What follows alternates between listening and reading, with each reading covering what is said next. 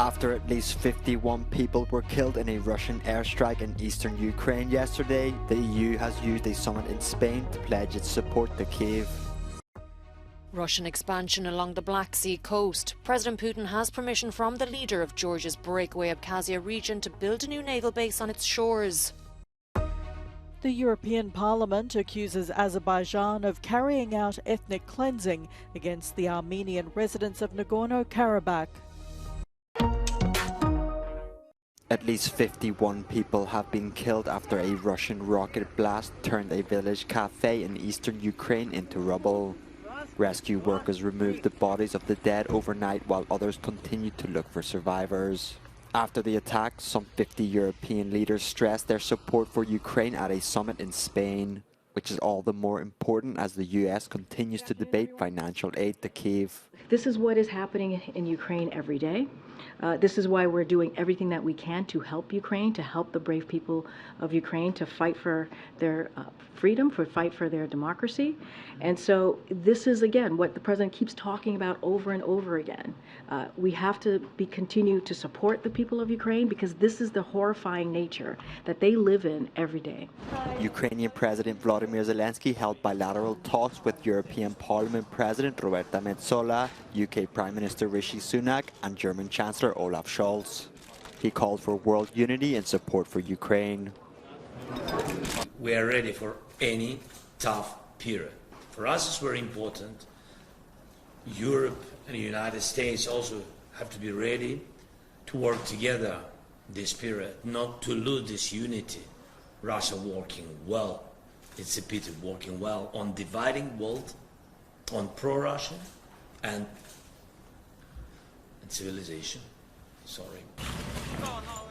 The Russian airstrike on the village of Hroza, which hit a cafe with around 60 people inside attending a wake, has been one of the deadliest attacks in the war in months, according to the Ukrainian president.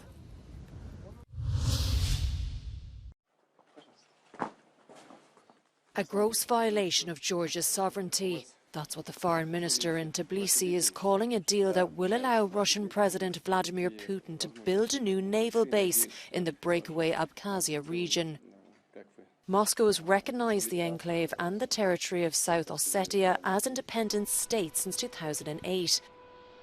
On Thursday, Abkhazia's leader said he had agreed to allow Moscow to set up a naval base in the Black Sea port of Novorossiysk, after a series of Ukrainian attacks on Russia's fleet in Sevastopol. Some experts say Putin is retreating in the face of Ukraine's counter-offensive, but others say the move is a strategic one. The UK's Foreign and Commonwealth Affairs chief says Russia may be expanding its naval presence towards Turkey to prevent the safe passage of Ukrainian grain ships. Others fear that Russia is transferring warships to Abkhazia to pave the way for future annexation. For now, only 4 other countries, including Syria and Venezuela, recognise the enclave's independence.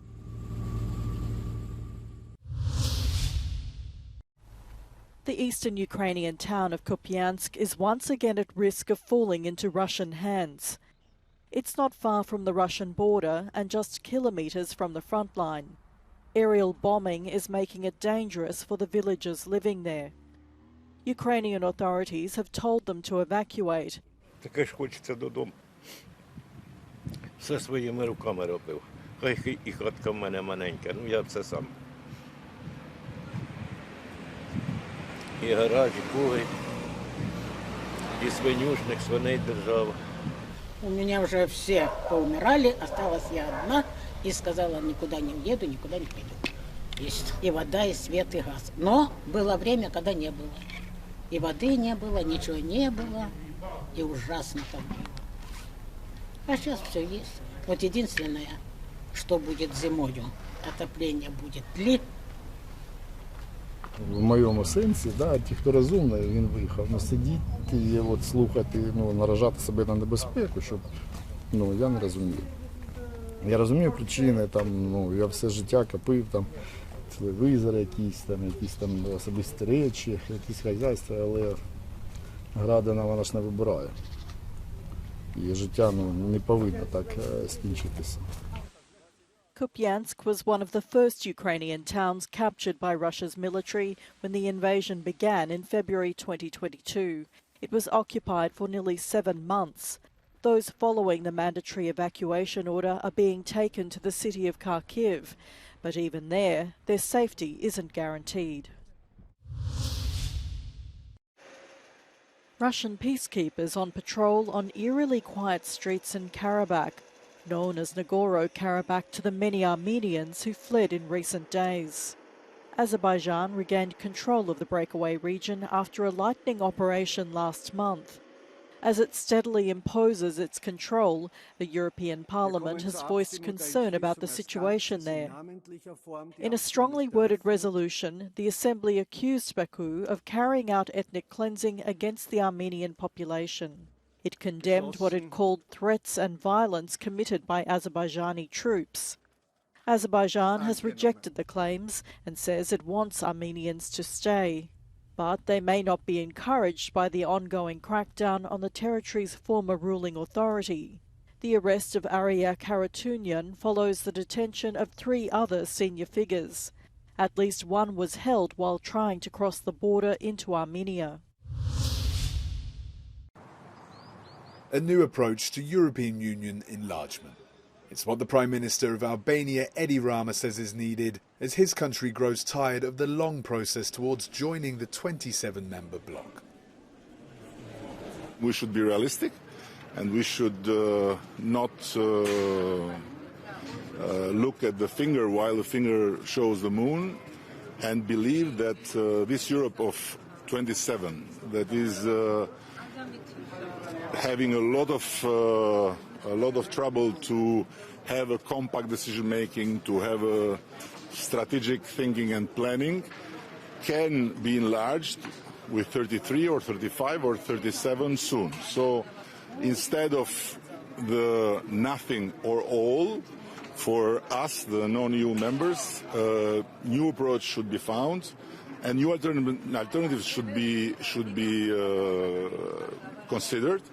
Edi Rama's comments come as 45 heads of state and government from across the continent gather at the so-called European political community to discuss, among other things, EU enlargement.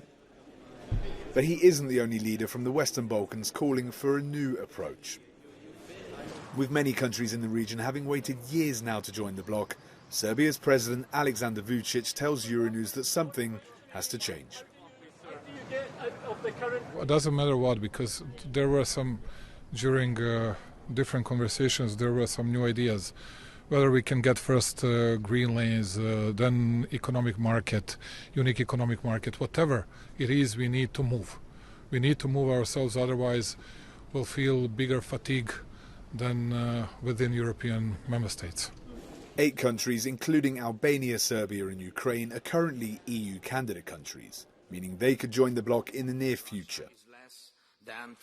But with no clear timeline set and divisions within the EU stark, a new approach to European Union membership could very well appear.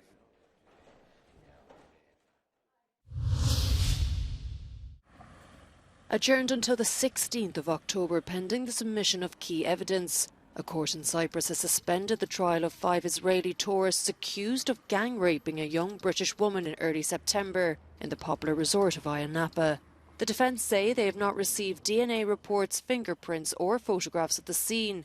Women's advocacy groups attending the hearing say Cyprus has a long history of mistreating rape victims.